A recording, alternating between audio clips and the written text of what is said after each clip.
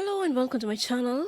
So Hanifa, the activist who was taking care of a lot of victims during the protests, released an audit report for the funds she received from well-wishers. The report is from Seal Associates Certified Public Accountants and it's dated 4th of September, addressed to Mobichanga Limited.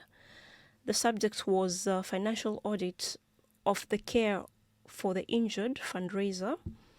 So the introduction read, on 1st August 2024, Mobichanga Limited requested a financial audit for Care for the Injured, a recent fundraiser whose purpose was to support the bereaved and those seriously and permanently injured in the 2024 finance bill protests. The primary purpose for this audit was to confirm for all donors to the fundraiser how funds were spent on medical bills paid on behalf of the injured, support to the families of the bereaved, support to the seriously injured, and support to the permanently injured. Secondarily, Mobichanga Limited asked the audit team to examine the fundraiser's accompanying documentation for every payment made in the four categories. So the audit findings: generally, we assess that this fundraiser was handled with accountability and integrity, with no payments being made without adequate documentation. Where weaknesses in documentation did exist, we have highlighted this in our assessment. We note that in addition to this audit, Mobichanga Limited authenticated the identities of the fundraiser and treasurers, who provided ultimate oversight and approval. So the amount raised, the audit team observed using information from payment providers, including M-Pesa and system statements, that 31,663,580 shillings was raised from a total of 35,444 individual donors. For patients and bereaved families who were supported was 208 persons or families, and the total paid out is 30,296,574. The amounts received by the seriously injured, permanently injured, and bereaved were determined by the fundraiser with due consideration of available funds and anticipated medical bills. Page gives a breakdown of the injured and the extent of injuries and the amounts paid out respectively. It's also given the hospitals which got the payments and the percentage of payment, and actually the amounts paid out. So Mobichanga Limited charges a standard platform fee of 4.25% of funds raised to cover its expenses of receiving donations, communicating with donors, and authenticating and auditing courses.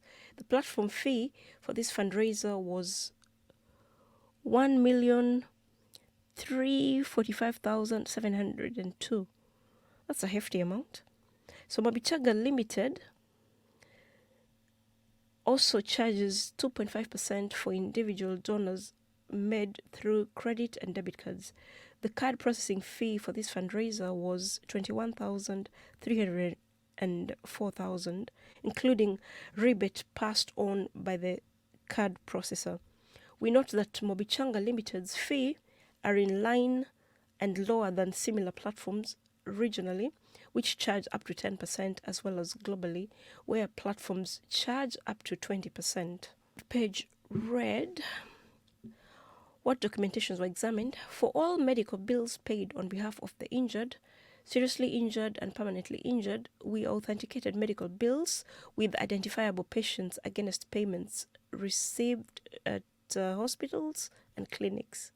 Through our review of discharge documents, we noted that many of the patients in the serious and permanent categories received medical bill supports from the Kenyatta National Hospital Disaster Fund, which explains their lower medical expenses. We verified a burial permit and post-mortem report for financial support to the bereaved families. For financial support to the seriously injured, we verified a signed and sealed affidavit attesting to the seriousness of the patient's injury, a hospital bill proving they were admitted, and the national ID of the fund's recipient. For financial support to the permanently injured, we verified a signed and sealed affidavit attesting to the permanent nature of the patient's injury, a hospital bill proving they were admitted, and the national ID of the fund's recipient. So under the issues or problems which were found while examining documentation and statements related to this fundraiser, there were no significant challenges identified during the review, which was thorough, clearly outlining the individuals who were to be supported. Supporting documents, including affidavits, hospital bills, burial permits, and post-mortem reports for the bereaved were provided. Additionally, payments were made directly to the hospital, the patient, or the bereaved family member, ensuring that the funds reached the intended recipients.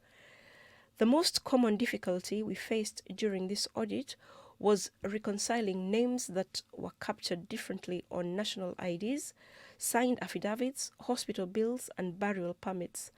This is a typical problem in Kenya, where family and personal names are presented in different order. Ultimately, this was resolved through matching 2 or more consistent names in every document. There were 2 cases for the seriously injured and 1 for the permanently injured, where patient names were inconsistent, but these were resolved through updated affidavits, which were duly signed, sworn, and sealed. Another remedial actions are needed at this point. We note that there are no remedial actions needed at this point, so the audit team recommends Mobichanga Limited consider increasing future capacity by connecting large fundraisers to a payer or insurance company.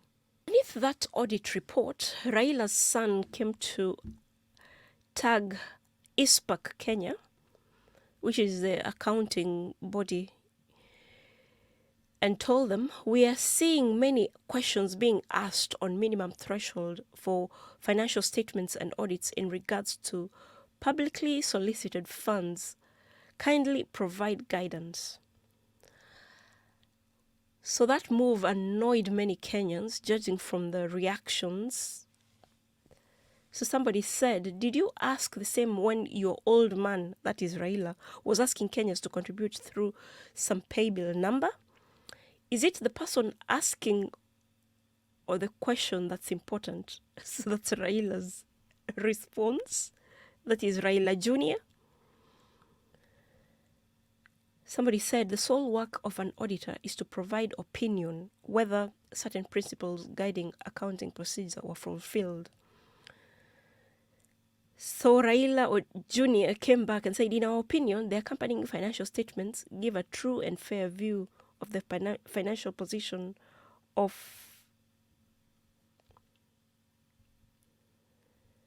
Somebody said, "I have trust issues with anyone who uses the Odinga name.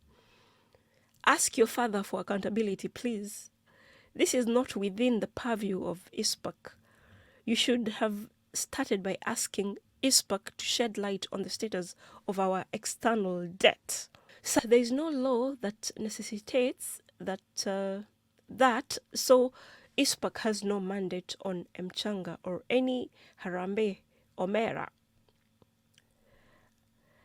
Khalid said, "Oya kijana, anzia hapo ama tukuchangie ya hospitali mdomo tutaiweka vizuri." That is so mean. That's because Raila Jr. has a crooked mouth. So the person brought up a photo of his father and Kalonzo Musyoka asking people to contribute towards this pay bill number. Let's start with the auditing for Mchanga ya ile pay bill Kalonzo alibeba wakiwa na babako. This person is referring to that photo over here. Another one tagged kijana wa Gachagua, "Kuja deal with kijana ya baba hapa, anakosa adabu." Another one called him mbwa. That is so mean.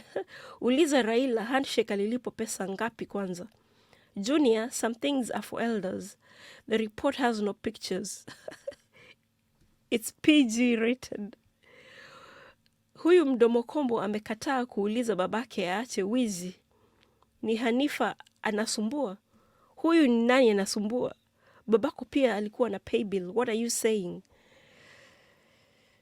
Oh God, people are really roasting him. Please who? We contributed when your father requested that we do so. Please produce the audit of all the monies received, similar to what Hanifa has produced first. God gave you Bell's palsy for a reason. You have been raised on the bloods of innocent poor children of Kibera and Kondele. May God drop the other side of your ungrateful, ugly face plus your mushy brain.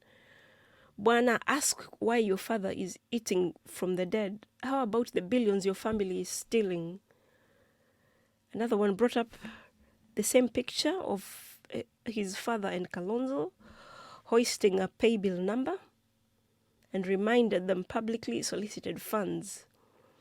Start by auditing the funds we sent to your conman father's pay bill. Dear Raila Jr., we are seeing many questions regarding your father's educational background to qualify for the AU chair position. The Djibouti candidate has publicly declared this information from primary to university. Please provide guidance. So it seems like Raila is, that is Raila Jr. has the same disease Charlene Ruto has. I don't know why these politicians' kids think it's right for them to address people, especially now when things are very shaky and their fathers are very unpopular.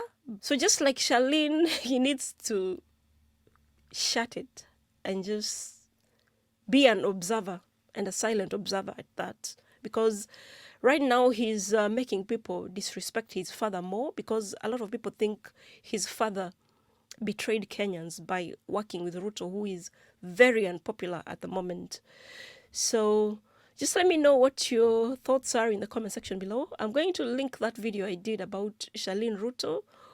So just like and share the video as usual. I'll see you on the next one. Bye for now.